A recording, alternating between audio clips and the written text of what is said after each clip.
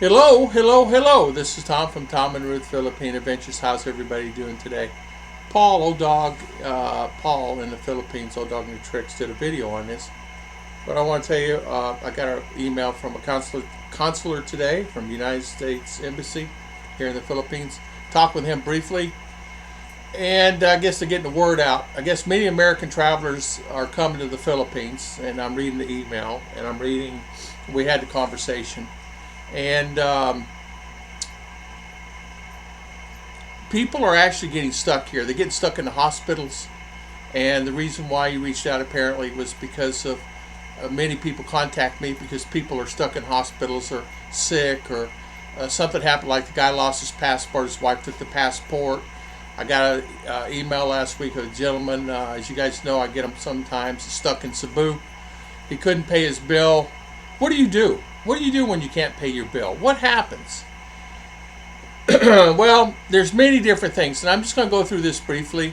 Paul did a good video on this, but what they do, they basically tell you, and I'm going to show you the form here he sent me. It's a U.S. Department of Manifest, and it's a form that you actually, I don't know if you can actually see that. That's probably too white. It's a form that you actually can fill out. It takes 20 minutes to fill it out. It's 3 pages.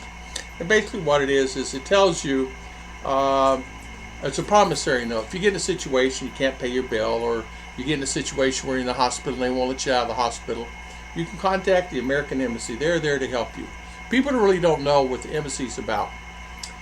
They're limited in what they can do on specific circumstances, including emergency passports, things like that. You can actually get that, but that's not what they're talking about today. They're talking about people. They get a lot of requests from time to time. People in jail, people in prison, or a guy maybe got in an accident. He doesn't know what to do. What's his next step? Hospital bills. As you guys know, insurance is basically non-existent here.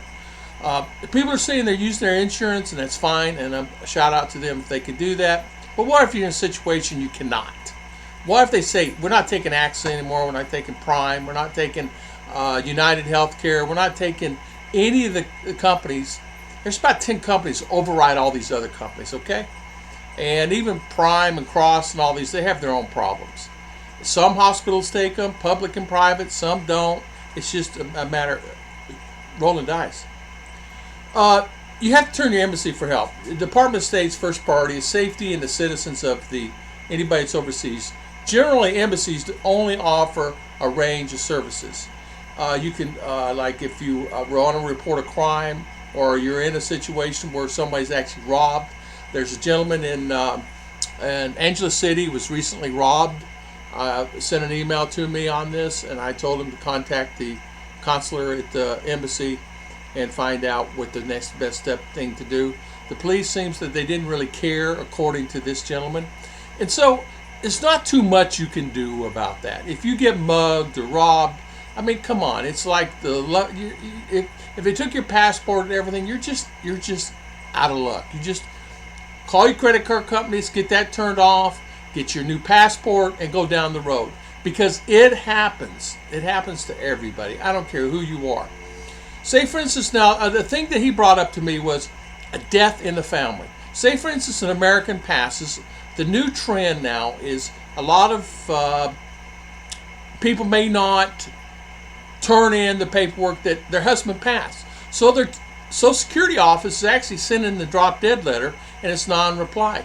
But sometimes it kind of gets through the system, and these people are drawing money. Recently, there was a lady here in the Philippines that's drawing for 3 years on the husband's Social Security, and they're trying to stop a lot of that. Now, remember, the embassy, according to the gentleman I talked to today, his name is Paul. He said that they cover Asia, so all the embassy here covers all Asia, so they get a lot of requests, and of course they're down quite a bit on the people. As you know, Trump eliminated a lot of the staff there.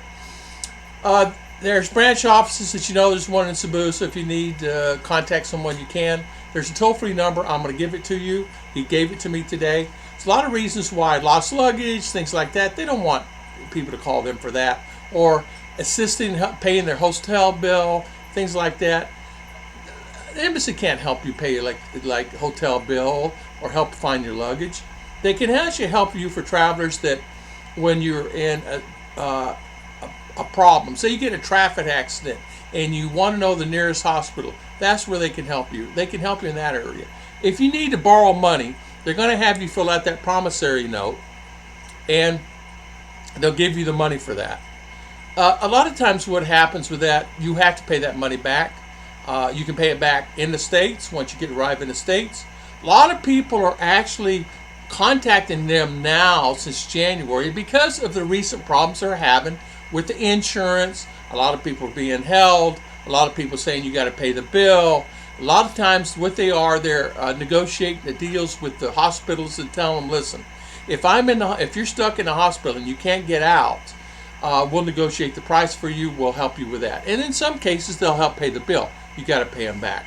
The problem with a lot of it is overloaded. There's only so many people that work there, and you're on the list. Okay, so when you call there, you may be on a list of a few hundred.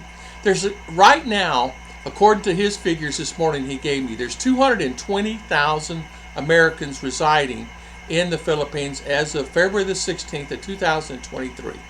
So 220,000 Americans. Some people are saying there's close to 400,000 or 500,000. According to the figures he gave me on February the 16th, which was last week, he said there's 220,000 currently in the Philippines.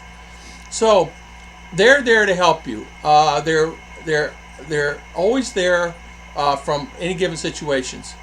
The consular officers are earnest and hardworking. They're sensitive about being a valet service. They don't want to be called all the time, hey, I need help here and there. If you're in a pandemic or something happens to somebody, say a problem with you and your wife, she takes your passport, takes your wallet, you go to the barangay, you go for help, and nobody's helping you, that's when you call the embassy. Or you need to be evacuated out of here, and you can be. All you got to do is call the number, and they will assist you. U.S. citizens overseas, they have emergency services there. Services are available for everybody, and it's on the website. You can actually go on usembassy.gov, look on there, travel.state.gov, and you can get all the information. They're 24/7, and you can actually call a phone 24/7. They will help you with hospitals, like I said, doctors, translators. They help you sometimes in communication with your family, also if you get in a bad situation. But I'm going to tell you something. If you're in this program called SMART, STEP, I'm sorry, not SMART, STEP, a Smart Traveler Enrollment Program, to let the local embassy where you are. So if you're actually coming here, you enroll yourself into the Smart Travel Enrollment Program, and they know where you are.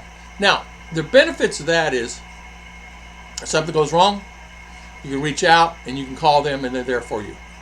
There's a gentleman that was here, and he was stuck in a bad situation. He registered in the STEP program. It worked out great for him. A lot of times what happens, people don't realize, when you're going, it's travel.state.gov, and when you get in a situation, you never know. Now, during this gentleman just got recently in Cebu, and the one recently got robbed, was telling me, what do? I said, well, here is the phone number. This is who you call. And we transported, if you guys remember, I think it's 8 people that we've helped to get back to the States through either ourselves and or through the consular's office. So it's really worked out really well for a lot of people that are actually looking for help. Now, I think if you get robbed or you're mugged or you're get in a situation where you have things stolen, or in a situation where you pass, you need to report the passing to the government and have to make sure you tell the family. Because let me tell you what happened with that lady. What happened? She took the money for 3 years. It happened to be someone that that I knew. I did not know this person was doing this. And it all came out and it was a mess. It was really a mess. And the Social Security Administration actually prosecuted the lady. They put her in jail, and because of her doing that, because it's fraud. And because she called and got cards, it was just a big mess. She got the cards delivered. It was just a big mess. Out-of-date cards are really easy to do. And so they create a new program here that Social Security has, and that's the reason that 7162 form is very important that you send it in. And the form that I was just telling you about, it's just a form you fill out, and takes 20 minutes, 3 pages. It's called Evacuee Manifest and Promissory Note.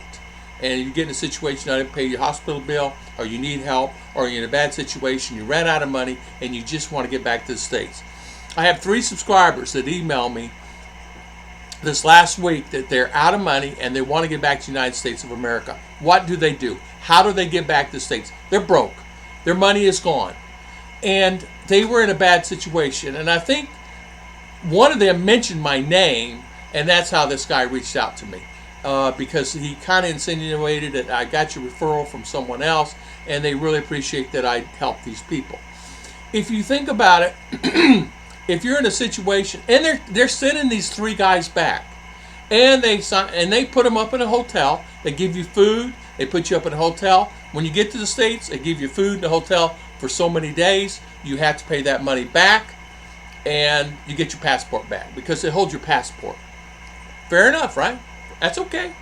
One guy says, I don't care if they give it. I just want back to the States. I want out of here so bad I can't see straight. My wife took advantage of me. Took over $500,000 of my money, and he had to get out of here. He was done. Immediately, he called there. He couldn't get an answer. I just happened to have the answer to a different phone number than what was showing, and so he ended up calling there and ended up doing it. He is headed back to the States sometime this next week. But they put him up in a hotel, gave him money. He's in Manila now there, and there's 3 guys going to be heading out of here because of the situation. I mean, the Philippines not for everybody. A lot of people have struggles here, understandably so. You're in a country outside the United States, and things happen. Sometimes things don't go well for a lot of people. Sometimes things work perfectly. Oh, you can go, you can stay at your Filipina's house, you can say what, but what if there's a bad situation happens? An American of mine, a friend of mine, came here 6 years ago, that as a good close friend for 20 plus years, got in a situation at the hotel. He was staying out across town. They were kicking him out because they were overbooked. And they were kicking my American friend out. And I got wind of it. He called me. And I went down there. And I said, what do you mean? You can't kick him out. I reserved this. Oh, it's your friend. Oh, sorry, sir. Oh, we did not know it was your friend. What do you mean? What difference does it make my friend or not? And so they were kicking him out of the hotel. And he said, where do I go? I said, you got a place. You paid it already. They're kicking me out and giving my money back. Why? So I had to go solve that. Oh, sorry, sir. Oh, okay, we're sorry. But they knew me because I've been here for a while, and family and friends. You guys know that. Being here for time. But you're going to have things that happen. And he was really beside himself. He'd never been out within 100 miles of his house before his life. He eventually went back and eventually ended up bringing a lady to the States instead of living here. Well, I was just planning to live here. But he eventually brought a lady back to the States. And they're living happily and everything okay. So, but I do want to tell you, some things go bad. You just have to be prepared for it. Don't call the embassy if you just want to find luggage, things like that. They really don't care. They don't care. If you're a person that you're looking to buy a property and things like that, don't call them for that. Call them on emergencies.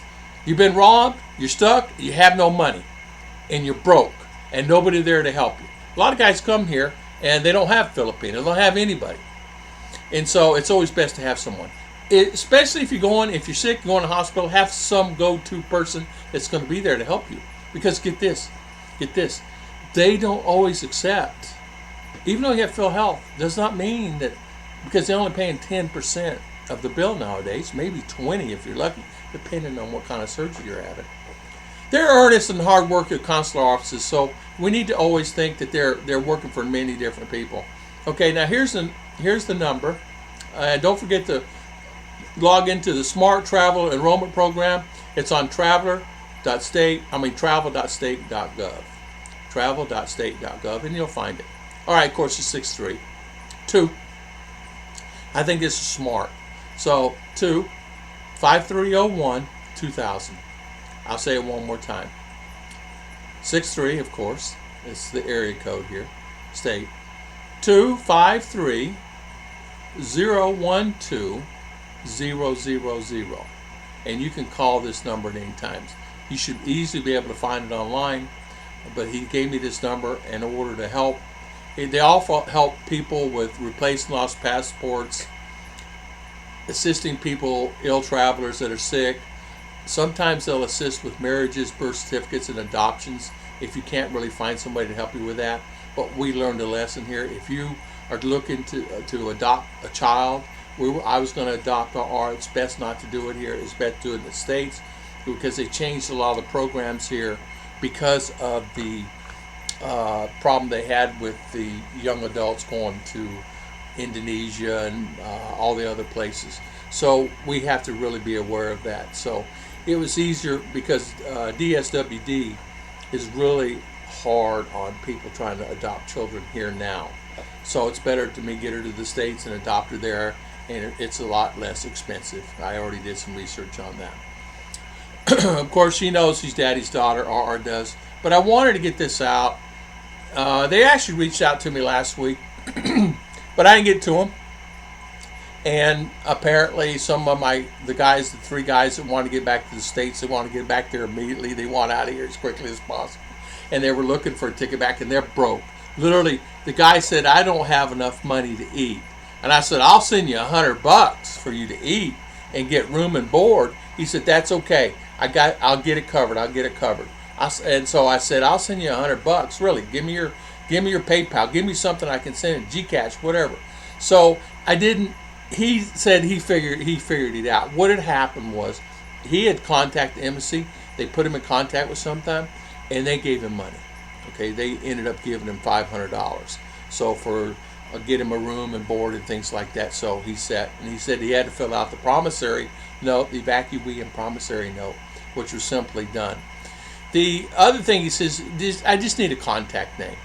A contact name here that I can contact maybe friend or family. If you don't have anybody, give me some contact names in the U.S., maybe your son, aunt, uncle, mother, father, someone that we can call whenever you get to the States that you got to tell them that you're arriving. I think the hardest thing in the world to do is to realize that the 3 Americans and the guy in Cebu stuck in the hospital, he was just really beside himself. I'm stuck and nobody can get me out of here. I'm broke and I have no money. So what do I do? Well, what do you do? If you're broke, no money, and in the hospital, call the embassy. Thank you so much. God bless everybody, and I'll see you guys next time on Tom and Ruth.